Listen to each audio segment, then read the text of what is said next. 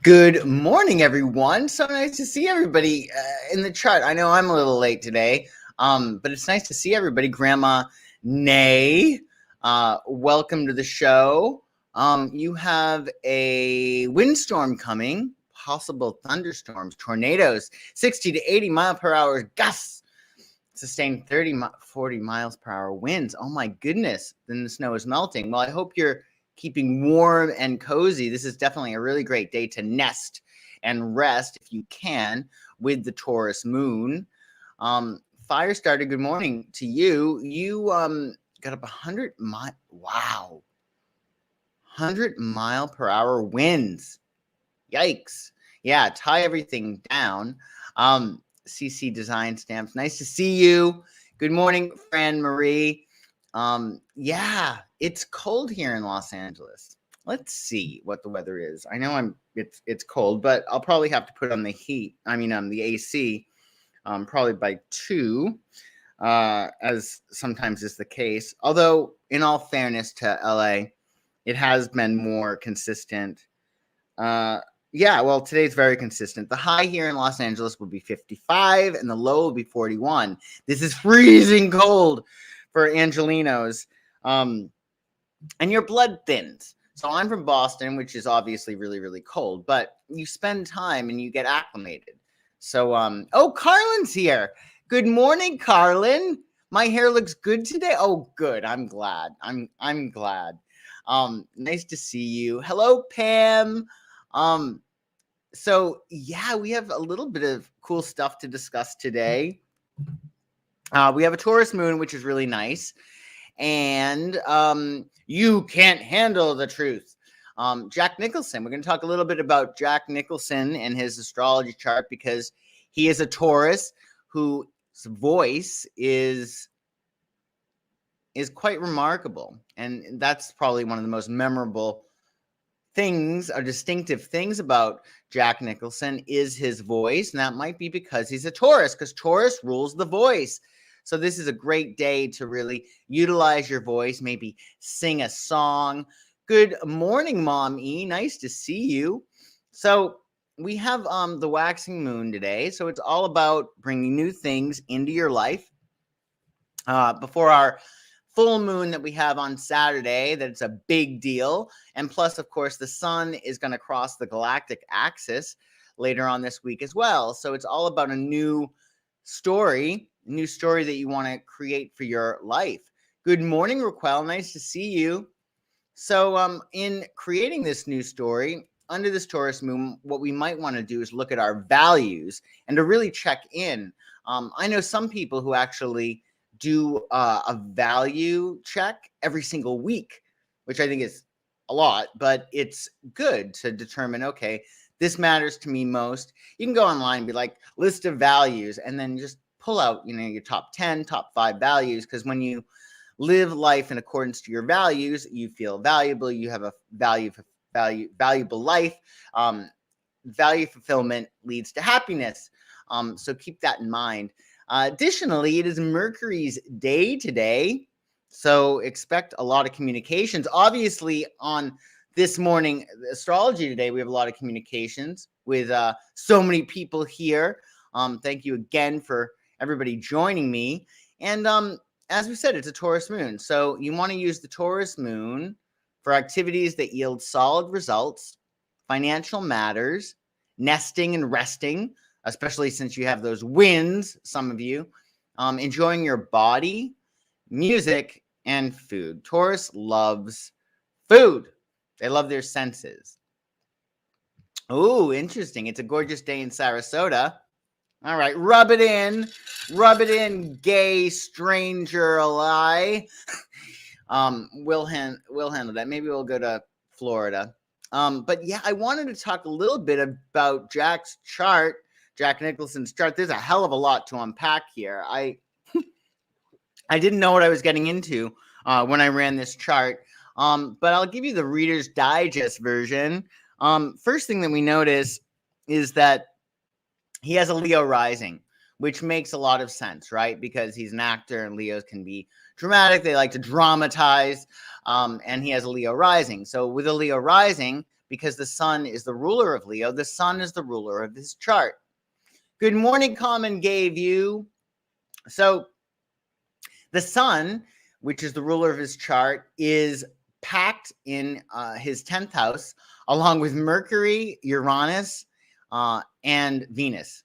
So the 10th house is about status, reputation, honor. So this is definitely somebody who came into this world to make a big difference in the world and to actually learn a lot of his lessons on the public stage. And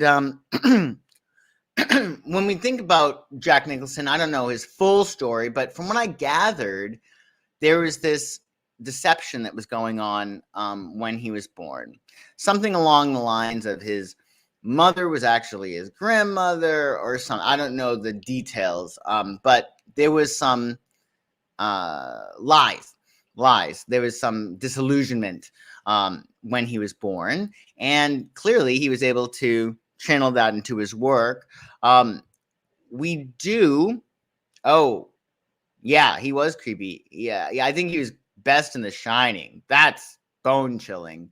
But there's a few things that are really, really cool. One, in this chart, his sun at 2 degrees Taurus is pretty close to Uranus. It's a little bit of a wide orb, but it does make sense because he can be very, very shocking in the work that he does. He definitely energizes, catalyzes people. And Uranus is like that. It's like an electric shock. We also have Pluto in his chart tapped into his 12th house. So the 12th house is the subconscious, and Pluto there, Pluto having to do with trauma, most likely with the 12th house Pluto, his mother was going through trauma when he was in the womb. So you can look at your 12th house often to see what was going on with your mom, because as we say, when a woman is pregnant with a child, if the woman has a cigarette, she shares that cigarette with the child. Likewise, if she's experiencing trauma or anxiety or abuse or whatever, that is also experienced with the child. Also, if she's, listening to Beethoven, as they say, or enjoying her life, that also gets put in the child's subconscious. But with Pluto there in Jack's chart, there were a lot of secrets, hidden mysteries, stuff like that. Oh, I don't remember this scene. The best scene in The Shining is when the guy in the bear costume is giving. Ooh, I don't remember that. I'm going to have to see that. It's actually playing in LA Saturday at Quentin Tarantino's theater on Melrose. But it's like a 12:30 a.m. show. But yeah. So he has that Pluto in his 12th house of the subconscious, but it's making a really nice sextile with his Virgo moon. And his Virgo moon is at 29 degrees. So that with the Cancerian Pluto, there's a flow of energy between his emotionality and the darker aspects of his personality, Pluto. So that makes sense as to why he is able to express those darker characters. Meanwhile, Saturn in his chart at 29 degrees Pisces makes an exact opposition to his moon at 29 degrees Virgo. So this is one of the most challenging aspects a chart can have, because it can make somebody feel very sad and lonely. Saturn cuts whatever it is connecting to. And with the moon, the most vulnerable, emotional space, sensitive space in the chart, it's a little bit tough. It's many obstacles in terms of emotional relationships. And he was able to really utilize this. The relationship with the mother when Saturn opposes the moon is critical in determining the success. Obviously, there can be a leveraging, and sometimes when adult children don't have a connection with their parents, they are able to overcompensate and get that love that they need from the world. There's that desire. But usually, the more emotional support you have with this transit, the easier your time will be in forming healthy emotional relationships, success, etc. Meanwhile, in this chart, he has a grand Earth trine between his moon in Virgo, his Jupiter in Capricorn, and his Mercury in Taurus. That's one grand trine that he has. So when you have a grand trine, it's very, very easy for you to flow that earth energy to whatever it is that you want. I want $1 million. That's an earthy thing. I'm going to flow my earthy energy to it. Or I want to be top of the heap in movies, like he said. I'm going to flow that earthy energy to it, and it works. Sometimes with trines, we have to mind the trine because it's so easy for us wherever we have that trine that we take it for granted. But yet, in addition to that grand Earth trine, he also has a fire trine. He has 2 trines in his chart with Mars. Mars in his chart at 5 degrees retrograde Sagittarius, his ascendant at 5 degrees Leo, and his Saturn, which is at 29 degrees Pisces. But because that's so close to Aries, it creates a trine. So there's a fire trine too. So there's a plenty of fire energy available to Nicholson. So he's able to flow that passion, that drama, whatever.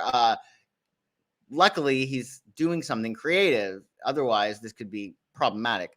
But he has that fire trine as well. So he has 2 trines in his chart. And when you have these 2 trines, believe it or not, they actually interlock, which is called in astrology a Star of David. So it creates a 6-pointed star, a hexagon in his chart between Moon, Jupiter, Mercury, Mars, Ascendant, and Saturn. So this gives you really a lot of really great opportunities and a wonderful ability to communicate with others. It also demands the highest quality when you have this Star of David. This person who has a Star of David in the chart, they're very rarely are they going to settle for anything less. Meanwhile, this chart has 2 kites, 3 planets forming a grand trine, and a 4th planet is opposite one of the planets in the grand trine. So yeah, he has 2 kites in his chart between Moon, Jupiter, Mercury, and Pluto being the opposing planet, and Mars, ascendant, Saturn, and then the Moon opposing. So this makes him significantly driven and has a lot of energy to achieve their ends. So Jack's chart's pretty amazing, I have to say. It's pretty great.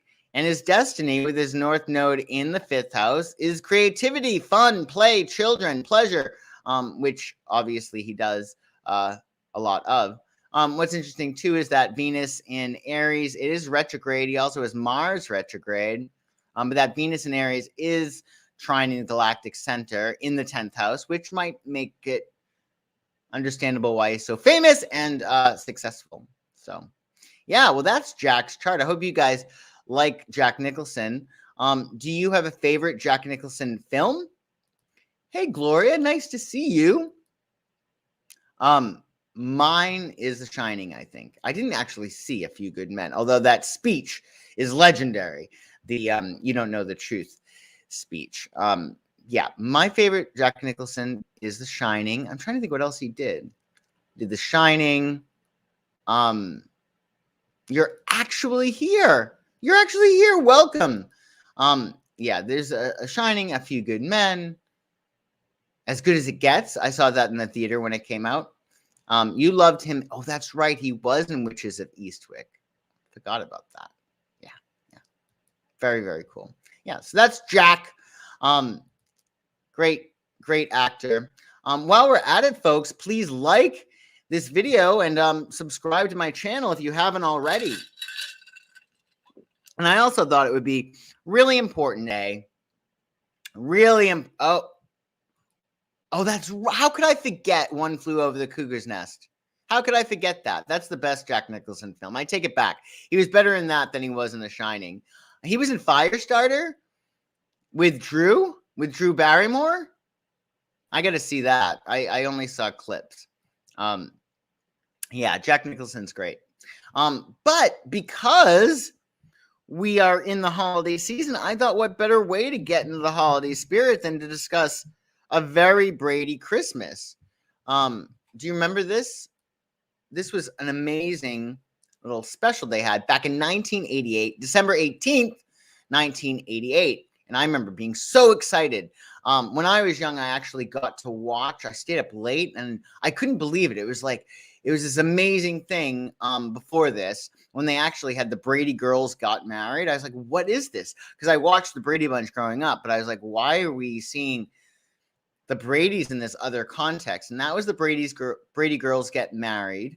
Remember that one? And there was another one in which Bobby got into like some accident because he was a race car driver. But this was a great flick.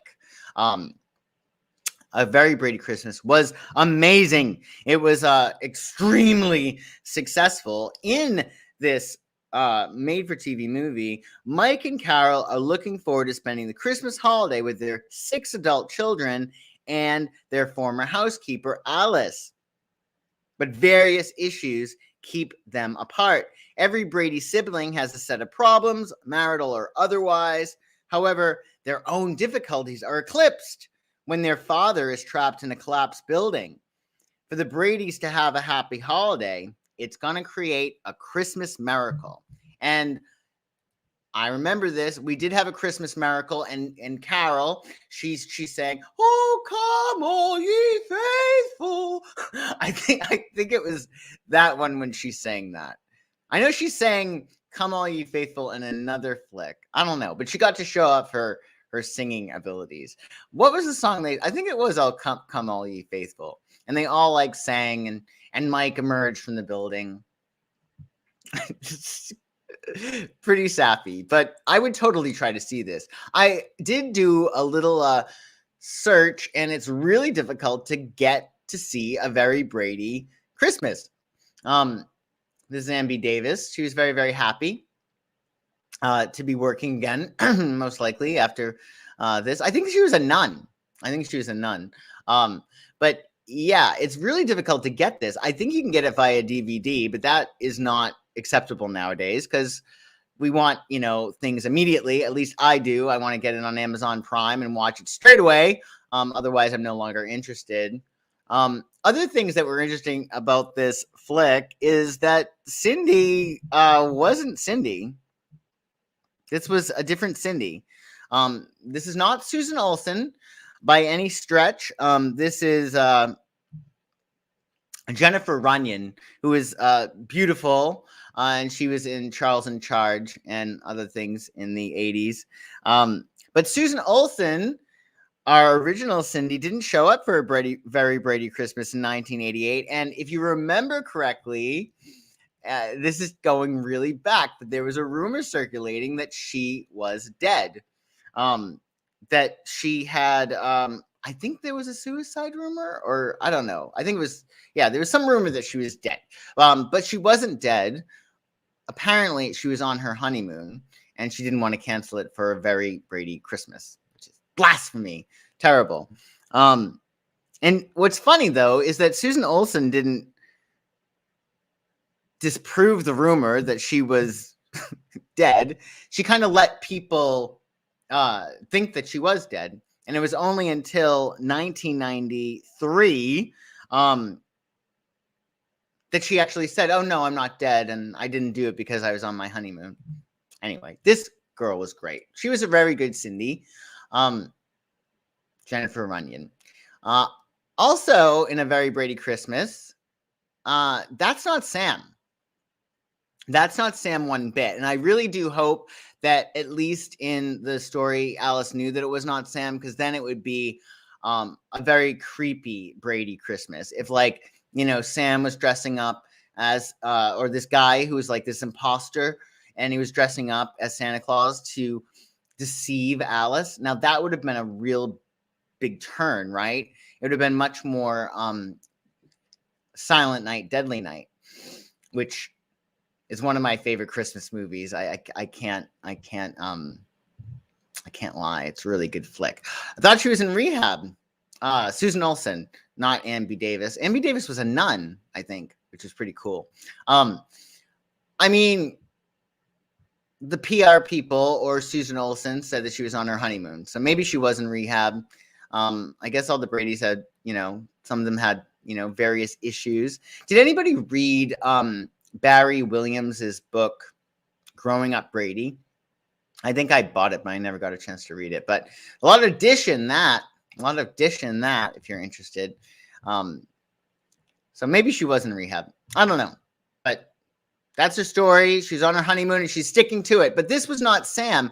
And what's terrible is that Sam was alive when this was filmed. So I don't know why he didn't show up. But anyway, that's not Sam. And we were not fooled. We were not fooled one bit. And this is Barry Williams. He was rocking quite the mustache back then. That's another interesting tidbit about a very Brady Christmas. And their kitchen got a huge makeover. Like, this is not the Brady kitchen that I know. Very, very different. So I don't know. But let me know did you guys see A Very Brady Christmas? Did you like it? Are you going to see it this Christmas season? If you do, find out where you can get it immediately. I'm not going to order a DVD and wait for it to come in. But I checked on YouTube. Doesn't look like it. But if you find it out there in the ether, do let me know. Great little flick, even though they don't have the old kitchen. While we're at it, folks, please like this video and subscribe to my channel. And let's talk before I skedaddle about what's going on tomorrow. One thing is that it's this woman's birthday. Does anybody know who this is? Come on. Who do you think this is? Any idea?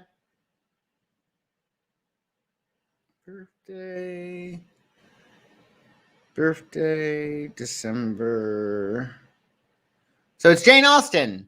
It's Jane Austen's birthday on Thursday. Jane Austen. Yeah. Jane Austen. It's her birthday tomorrow, so definitely celebrate by sleeping with your cousin. Just kidding. So yeah, we're gonna have it. Her birthday's tomorrow, which is gonna be great, and it's Jupiter's day, so it's all about expansion and growth. And we're gonna wake up tomorrow with the moon still in Taurus, and then we have a Gemini moon come 3:42 p.m. EST, which should be great. So that's gonna lead us closer and closer and closer to our full moon in Gemini, which we have on Saturday. So Gemini keywords and phrases for tomorrow include communication, chit chat, writing, teaching, learning, neighborhood, love your neighbors as yourself, short distance travels, and choice. And that's going to be key. So the way it goes is under the Taurus moon today, we determine our values. This is what I really care about. These are my values. And then ideally what we'll do under the Gemini moon, because it rules choice, Taurus rules values, Gemini rules choice. Under the Gemini moon, we're going to make choices based upon our strongest values. And then you live happily ever after. It's true. So I will see you tomorrow when we're talking about Jane Austen's birthday, and we'll also talk about her chart and why she was so remarkable and loved. So thank you again, everybody, for joining me today. We have a full house today in the chat, which I really appreciate. Please like the video and subscribe to my channel if you haven't already. And if you're looking to have your astrology chart read, maybe find out where this full moon is hitting in your chart, or you want to get your cards read to see what's up for the end of the year and the new year, just check out my website, psychicsun.com, and we'll hook you up with a reading. And if you're looking for that perfect gift and you want to avoid the supply chain shortage and the long lines and wearing your masks in the stores, then you can get a gift certificate to see me. And if you want to get a gift certificate, be assertive. Tell your relatives, I know exactly what I want, and have them go to psychicsun.com, and that is in the description below. Have an awesome day 2, friend Marie, and everybody else. And yeah, thanks for watching, and I will see you guys tomorrow. Take super good care and enjoy your Taurus moon.